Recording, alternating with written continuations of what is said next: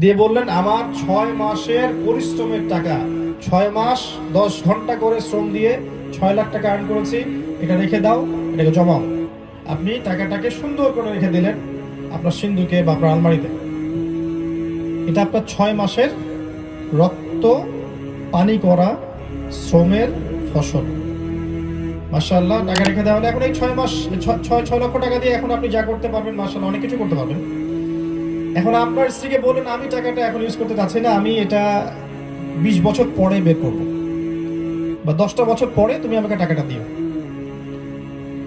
তা আপনি দেখছেন 10 বছর পরই 6 লাখ টাকা বের করলেন, সেম টাকাই বের করে দেখছেন 10 বছর আগে আপনি 6 লাখ টাকা দিয়ে যা করতে পারতেন, 10 বছর পর আপনি সেটা করতে পারছেন না। করতে যে পারছেন না, আপনার 6 লাখ টাকার মান 3 লাখ টাকা চলে আসে, আর বাকি 3 লাখ টাকা আপনার 3 মাসের শ্রম। আপনার 3 মাসের শ্রম কেউ চুরি করে খেয়ে ফেলেছে। কি করবেন এখন? কেন হলো ওটা? যদি এমন হতো 6 মাসে আপনি যে উপার্জন করেছেন এটাকে এমন একটা সম্পদে আপনি কনভার্ট করেছেন যে সম্পদটার ভ্যালু কমে যাবে না, তাহলে 6 মাস পরেও যখন আপনি সেটাকে বের করতেন তার ভ্যালু সেম থাকতো। আপনার সম্পদই থাকতো, আপনার শ্রমই থাকতো। আপনার শ্রমকে কেউ চুরি করে খেতে পারতো না। কথা বললে বলবো যে কি বলে, নতুন কথা, আগে কখনো শুনি নাই, বুঝি নাই। ওয়ার্ল্ড ইকোনমিক্স পড়েন, ইন্টারন্যাশনাল মনিটারি ফান্ড সম্পর্কে জানেন, ইসলামিক ইকোনমিক্স পড়েন, তাহলে না বুঝবেন। সারাটা দিন যদি এই সুরেলা বক্তব্যই করে বেড়ান, আর যে কথাগুলো বললে মানুষের মাঝে বুঝেন তো কোনো সমস্যা হয় না এবং ভালো প্রফিট আসে, ইখতিলাফি যে বিষয়গুলো আছে এগুলো যেগুলো নিয়ে কথা না বললেই হয়, যেগুলো নিয়ে বললে উম্মার আরো বিভক্তি বাড়ে, এগুলো নিয়ে পড়ে থাকলে এগুলোর দিকে ফোকাস করবেন কখন আপনি? সারা ওয়ার্ল্ডকে চোষা হচ্ছে এভাবে। আমি বলছি আগামী আরো 10, 20, 30, 40 বছরে ওয়ার্ল্ডের একটা অংশ আরো ধনী হতে থাকবে, বাকি অংশ আরো প্রভার্টি ডেস্টিটিউশনে যেতে থাকবে। যখনই আপনি দাঁড়াতে চাবেন ইসলাম নিয়ে, আপনার টাকার মান পড়ে যাবে। আপনি ইন্দোনেশিয়ার মতো সমস্যা হতে পারে, টার্কির মতো সমস্যা হতে পারে। কই চায়না রাশিয়ার তো সমস্যা হয় না? চায়না তো ইসলামিক কান্ট্রি না, রাশিয়া তো মুসলিম কান্ট্রি নয়, তাহলে ওদের এই সমস্যা হয় না কেন? ওরা কিভাবে ডিল করে ভাবেন, এগুলো নিয়ে পড়েন। ওদের সমস্যা হয় না কেন? টার্কির সমস্যা হয় কেন? ইন্দোনেশিয়ার প্রবলেম হয় কেন? ভেনিজুয়েলার প্রবলেম হয় কেন? বিকজ কিছু একটা ব্যাপার তো আছে। চায়না রাশিয়া এদের ধার ধারে না, চায়না রাশিয়া এদের ধার ধারে না, আমরা মুসলিমরা তারপরেও ধার ধারে না। ওদের প্রাইড আছে, নেশন ওয়াইজ প্রাইড আছে, ওরা কোনো ধার ধারে না।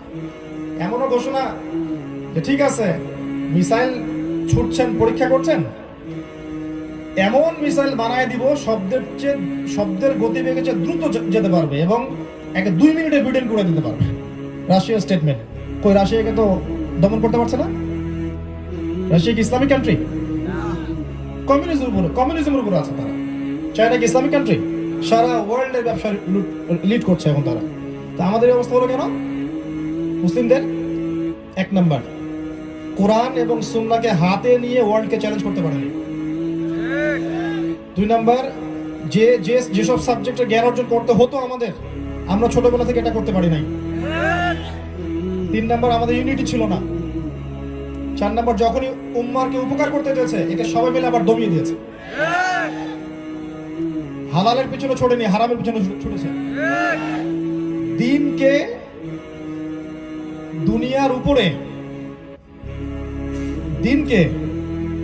দুনিয়ার উপরে অগ্রাধিকার দিতে পারে নাই, বরং দুনিয়াকে দিনের উপর অগ্রাধিকার দিয়েছে। প্রথম সমস্যা আমাদের পড়াশোনা হয়নি, পড়ানো যে আমল হয়নি, আমাদের হালাল হারামের কম্বিনেশন ঠিক ছিল না, আমাদের ঐক্য ছিল না, এবং আমরা মূল কাজগুলো করার চাইতে ওই পপকর্ন নিয়ে বেশি পড়েছিলাম।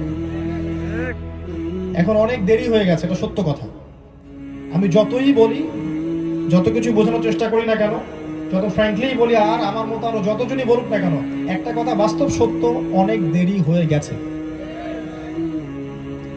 আল্লাহ পাক এখন কি করবেন? আল্লাহ পাক কারো মুখাপেক্ষী? আল্লাহ পাক সরিয়ে দিবেন। দিয়ে অন্য কওমকে এখানে হেদায়েত দিয়ে নিয়ে আসবে, যারা আমাদের মতো হবে। আল্লাহ পাক দেখে নিয়েন, এমন প্রজন্ম তৈরি করবেন আমাদের পরে বাচ্চাদের মধ্য থেকে, আমাদের বাচ্চা তার বাচ্চা, এমন প্রজন্ম আসবে ইনশাল্লাহ, দেখবেন যারা ইসলামের পতাকা হাতে নিয়ে ইসলামের পথে হাঁটবে ইনশাল্লাহ, ইসলামকে জয় করেই ছাড়বে তারা ইনশাল্লাহ। আমার দ্বারা হয়তো কিছু হবে না, হচ্ছে না, আমি স্বীকারও করি আমি পারছি না এবং আমি পারার মতো যোগ্য না। আমরা যদি নাও পারি, আল্লাহ পাক দেখবেন এমন প্রজন্ম নিয়ে আসবেন ইনশাল্লাহ, যারা একদিন না একদিন আল্লাহর জমিনে আল্লাহর দিন প্রতিষ্ঠা করে ছাড়বে। তারা সঠিক সিলেবাসে পড়বে, তারা জানা অনুযায়ী আমল করবে ইনশাল্লাহ, দেখবেন তারা হালাল হারাম মেনে চলবে, তারা আদর্শ পরিবার করবে, তারা ঐক্যবদ্ধ থাকবে, তারা স্মার্ট হবে, তারা আবেগে শুধু নারীর তাকবীর আল্লাহু আকবার গরু গোশত খাওয়া মুসলিম হবে না, তারা শেকড় থেকে শক্তিশালী মুসলিম হবে ইনশাআল্লাহ। এবং হাদিসের পাতায় পাতায় ভবিষ্যৎবাণী আছে ইনশাআল্লাহ তাআলা, এরকম কমিউনিটি ওয়ার্ল্ড ওয়াইড আল্লাহ পাক তৈরি করবেন। আস্তে আস্তে আস্তে আস্তে ওয়ার্ল্ড আবার ইসলামিক ওই সুন্নাহর দিকে ফিরে যাবে। ঈসা আলাইহিস সালাম আসবেন, ইমামুল মাহদী আসবেন, ইসলামিক কন্টিনেন্ট গড়ে উঠবে, কুফারদের এই দৌরত্ব থাকবে না ইনশাআল্লাহ। দেখবেন শান্তি শৃঙ্খলা আমন চ্যান সব জায়গায় ছড়িয়ে পড়বে। 40 বছর পর্যন্ত ঈসা আলাইহিস সালাম এই সিলসিলা অব্যাহত রাখবেন। তারপরে তার বিয়ে হবে, তার সন্তান হবে, তার মৃত্যু হবে, নবী সাল্লাল্লাহু আলাইহি ওয়াসাল্লামের কবরের পাশে তাকে দাফন করা হবে। তার এই জেনারেশনের পরে এমন প্রজন্ম আসবে যারা এত বাজে হবে যে রাস্তাঘাটে তারা জিনা করবে, এবং ওই মানুষগুলোর সামনে আল্লাহ রাব্বুল আলামিন কিয়ামত সংঘটিত করবেন। পশ্চিম দিক থেকে সূর্য উঠে যাবে, ওয়ার্ল্ড এদিকে যাচ্ছে। এইটুকু সময়ের মধ্যে আমরা কি করতে পারি ভাই? আমরা আপোষে ইখতিলাফ করতে পারি, আমরা এক আলেম আর এক আলেমের পেছনে লাগতে পারি, তাই না? আমরা ইখতিলাফপূর্ণ মাসআলাগুলোকে নিয়ে মসজিদ ভাগ করতে পারি, আমরা শান্তি স্থিতিশীলতা যে রাষ্ট্রের মধ্যে আছে এখানে জঙ্গিবাদ সন্ত্রাসবাদ ছড়াতে পারি, তাই না? এইগুলো আমাদের করণীয় নাকি? নাউজুবিল্লাহ। আমরা প্রথমত জ্ঞান অর্জন করতে পারি, এখনো সময় আছে, আমাদের জ্ঞান অর্জন করার সময় আছে। যারা ইয়াং তাদের সময় আছে, জ্ঞান অর্জন করতে পারি, আমাদের পরিবারকে আদর্শ পরিবার রূপে করতে পারি, আমরা আত্মশুদ্ধি অর্জন করতে পারি, আমরা পরকালের বান্দা হয়ে বাঁচতে পারি, আমরা হালাল খেতে পারি, হারাম ত্যাগ করতে পারি, আমরা আমাদের সন্তানদেরকে মানুষ করতে পারি, আমরা এখনো আমাদের মা বোনদেরকে দিনের পথে নিয়ে এসে তাদের দ্বারা মহিলাদের খেদমত করাতে পারি, আমরা এখনো যুগোপযোগী মসজিদ মাদ্রাসা প্রতিষ্ঠান গড়ে তুলতে পারি, এখনো আমরা রাষ্ট্রকে সহযোগিতা করতে পারি, আমরা আমাদের ঊর্ধ্বতন যারা যারা আছেন তাদের হেদায়েতের জন্য দোয়া করতে পারি, তাদের কাছে সঠিক মেসেজ তুলে ধরতে পারি।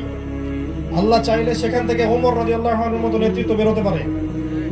আমরা চাইলে এখনো অনেক কিছু করতে পারি, উম্মাহকে ঐক্যবদ্ধ করতে পারি, সবাইকে নিজের ভাই মনে করতে পারি, আমাদের আপোষের ইখতিলাফগুলোকে বাদ দিয়ে যে বিষয়ে আমরা একমত সেই বিষয় নিয়ে সামনে যেতে পারি।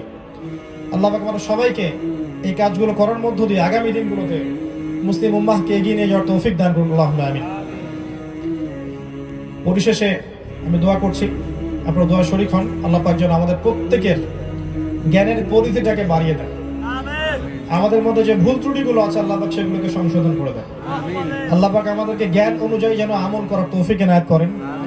আল্লাহ পাক যেন আমাদেরকে হালাল হারাম মেনে চলার তৌফিক দান করেন। আল্লাহ পাক যেন আমাদের প্রত্যেকের পরিবারটাকে আদর্শ পরিবার রূপে গড়ে তোলেন। আল্লাহ রাব্বুল আলামিন আমাদের সবার বেকারত্ব দূর করে দিন, আমাদেরকে যাবতীয় হারাম অশ্লীলতা পর্নোগ্রাফি জিনা থেকে দূরে রাখুন এবং পবিত্র জীবনের উপর প্রতিষ্ঠিত রাখুন, হায়াতুত তাইয়্যিবা দান করুন। আল্লাহ পাক আমাদের মধ্যে যারা মারা গেছেন সবাইকে মাফ করে দিন, যারা অসুস্থ আছেন আল্লাহ পাক সবার রোগ শেফা দান করুন। আমাদের মা বোন যারা আছেন তাদের সবাইকে আল্লাহ পাক আয়েশা রাদিয়াল্লাহু আনহা, খাদিজা রাদিয়াল্লাহু আনহার মতো কবুল করুন। তাদের গর্ভ থেকে আল্লাহ পাক আমাদেরকে এমন সন্তান দান করুন যে সন্তানরা আগামী দিনগুলোতে ইসলামকে নেতৃত্ব দেবে ইনশাআল্লাহ তাআলা। আল্লাহ রাব্বুল আলামিন আমাদের মধ্যে আপোষের ইখতিলাফ দূর করে দিন এবং সবাই মিলে একটা ইউনাইটেড মুসলিম বন্ড তৈরি করার তৌফিক আল্লাহ পাক আমাদেরকে দান করুন, আমিন। আকুলু কওলি হাযা আস্তাগফিরুল্লাহ লি ওয়া লাকুম ওয়া লিসাইরিল মুসলিমিন। বারাকাল্লাহু লানা ওয়া লাকুম বিল আয়াতিল হাকীম ইন্নাহু তাআলা জাওয়াদুন কারীম ওয়া রাউফুর রহিম। আমি যা বলেছি এর সঠিক বিষয়গুলো আল্লাহর পক্ষ থেকে, ভুলগুলো আমার পক্ষ থেকে। ভুলের জন্য আমি আল্লাহর কাছে ইস্তেগফার করছি। আস্তাগফিরুল্লাহাল্লাযী লা ইলাহা ইল্লা হুয়াল হাইয়ুল কাইয়্যুম ওয়া আতুবু ইলাইহি। আসসালামু আলাইকুম।